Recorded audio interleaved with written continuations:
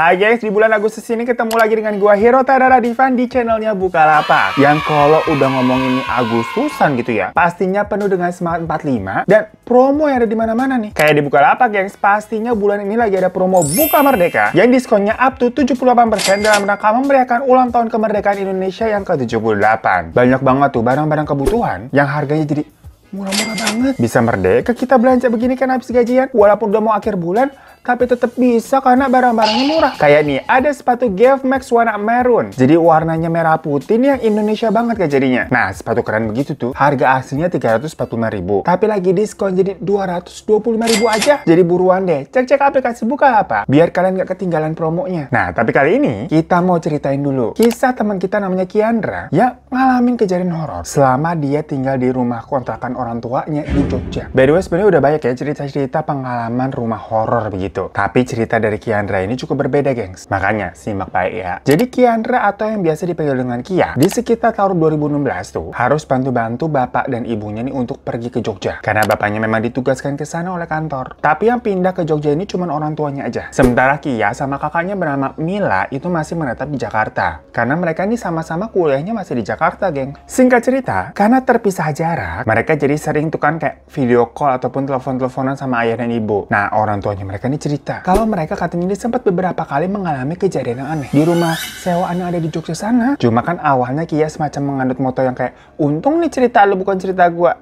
Ya tapi waktu dia lagi liburan semester, Kia sama Mila yang memang kangen sama orang tua nih, berangkatlah tuh ke Jogja nyusulin orang tuanya sekalian buat liburan. Nah begitu sampai, Kia sama Mila sih ngeliat rumahnya normal kok, gak sehoror yang diceritain sama orang tuanya. Dan selama beberapa malam di sana, Kia sama Mila juga nggak ngalamin kejadian horor kok. Bahkan si Kia ini sempat ngebatin, mana horor kata bapak ibu kan?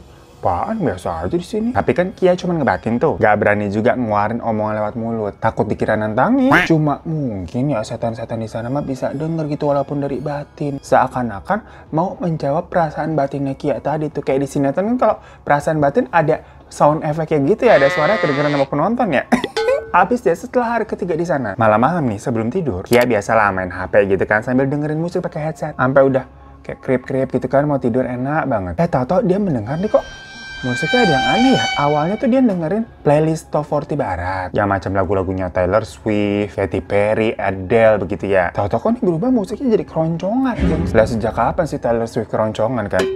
Jadinya si Kia nyoba ngeraba-ngeraba kasur gitu kan, mau ganti HP-nya di mana sih nih, mau ganti lagu. Tapi pas dia lagi ngeraba-ngeraba kok dia menyentuh sesuatu yang kayak kasar-kasar lembek begitu. Refleks dia bangun dong. Takut itu yang disentuh tadi apa binatang atau apaan kan. Tapi ternyata nggak ada apa-apa di kasurnya, ya udah spray sama kasur doang. Pas dia udah mastiin gak ada hewan apapun tuh, Kia fokus lagi kan nyari handphonenya di mana gitu. Musik keroncongnya masih berputar nih, masih nyala tuh di headsetnya tuh. Tapi pas handphonenya ketemu, ternyata handphonenya mati dan sudah lowbat. Dan tapi kok nih musiknya masih nyala, ya langsung dia copot itu headsetnya dari kuping. Dan suara keroncongnya itu masih kedengeran loh, masih nyala. Langsung dia keluar kamar. Untungnya Kamila masih teleponan tuh di depan sana sama cowoknya. Cerita kan si Kia ya, tapi Kamila malah ketawa-ketawa, dikira si Kia ini lagi ngelindur. Nah mungkin karena itu, besoknya giliran Kamila tuh sore-sore sekitar jam 5. Si Kia ini lagi di dapur gitu kan bikin mie instan, sementara Kamila mandi tuh di kamar mandi. Posisi kamar mandi sama dapur mah sebelah-sebelahan karena kan rumahnya itu memang tidak cukup besar. Jadi si Kia ini bisa denger jelas Kamila lagi konser tuh di dalam, maksudnya nyanyi-nyanyi di kamar mandi. Berasa suaranya kayak Raisa begitu kan. Padahal mah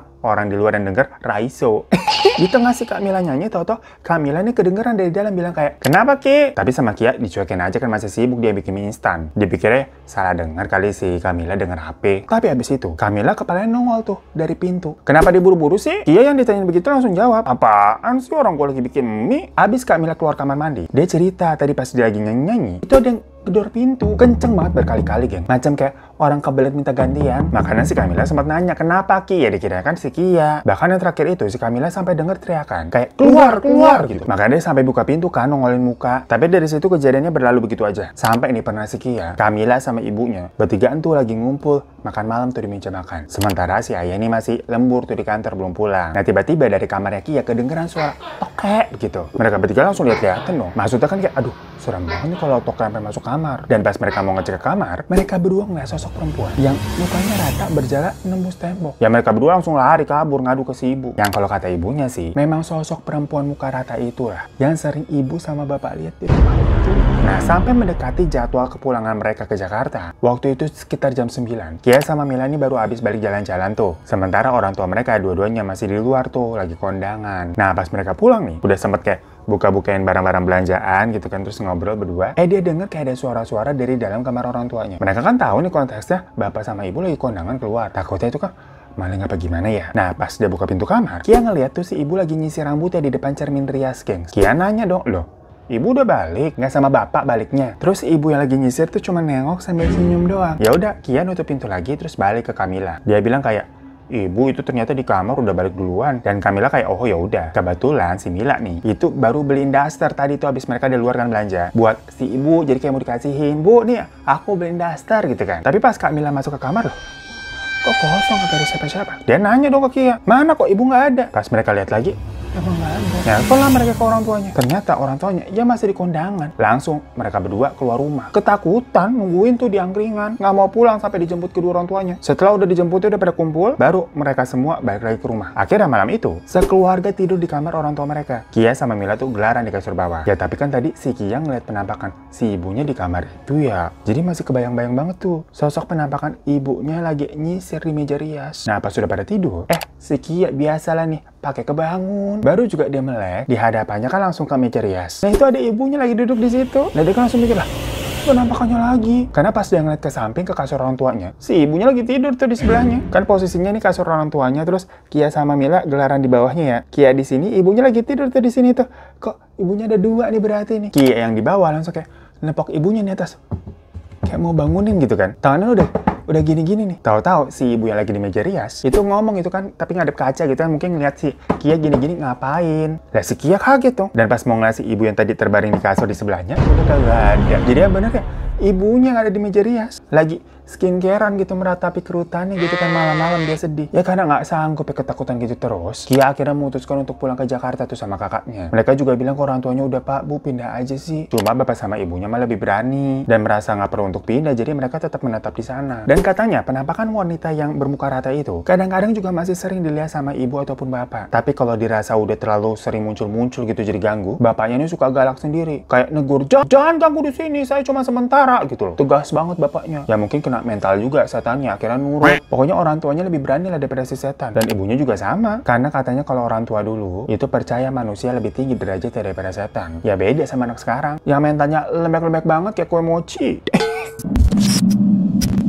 So itu tadi gengs pengalaman dari Kia selama tinggal di rumah kontrakan orang tuanya di Jogja. Yang entah kenapa cerita-cerita rumah horor begitu ya selalu aja gitu nyeremin. Namanya rumah emang ada penunggunya. Tinggal kitanya aja nih mau tegas sama berani nggak menghadapi yang begitu-begituan. Jangan mentalnya kayak mochi lembek banget begitu. Jangan takutan, lu harus tegas kayak pejuang-pejuang bangsa dalam merebut kemerdekaan Indonesia. Lah jauh bener sampai ke sana-sana. Ya soalnya kan ini masih momen apa tuh, Agustusan bulan kemerdekaan. Yang di Bukalapak tuh lagi ada promo Buka Merdeka. Diskonnya sampai 78% dalam rangka memperingati ulang tahun Indonesia yang ke-78. Jadi pastiin kalian buka aplikasi Bukalapak dan langsung sikat promo-promonya. Thank you semua yang nonton. Jangan lupa untuk klik subscribe di channelnya Bukalapak ini karena banyak banget video-video eksklusif yang menarik yang bisa kalian tonton. Dan sampai jumpa lagi di video-video selanjutnya.